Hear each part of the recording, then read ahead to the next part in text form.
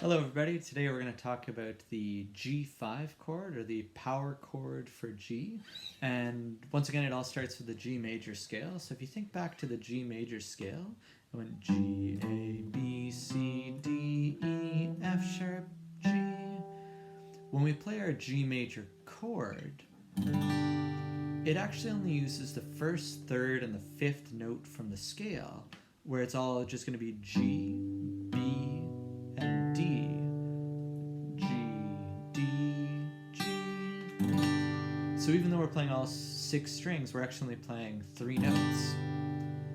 When we do the power chord, instead of playing all 6 strings, we're only going to be playing the bottom 3 strings, and we're actually only going to be playing 2 different notes.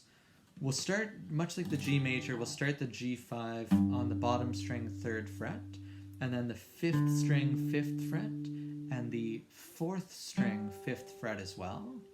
And with those 3 notes, we're playing a G, a D, and another G. So they call these 5th chords because you're only playing the 1st note of the scale and the 5th note of the scale. And as a result, it ends up sounding like this. Let's try the G major power chord. So again, you're only playing those bottom 3 strings. You're not strumming the top ones at all.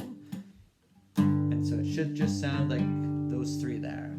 There we go, let's try that. Let's do some wholes, then halves, quarters, and maybe some eighths. Set the metronome to 120 beats a minute. Here we go. Starting with some whole notes. 1, 2, 3, 4, 1, 2, 3, 4, 1, 2, 3, 4, 1, 2, 3, 4. Try some half notes. 1, 2, 3, 4, 1, 2, 3, 4. And let's try some quarters. 1, 2, 3, 4, 1, 2, 3, 4. And some eighth notes here.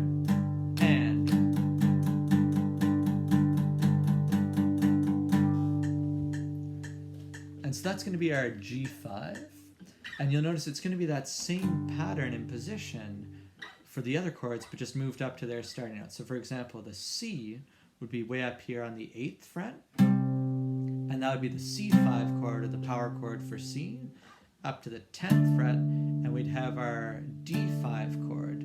But as you might notice, that gets a little awkward the higher up we go. So we'll take a look at another alternate hand position you can use to avoid playing the notes way up the fretboard there, and we'll take a look at that next time. Take care.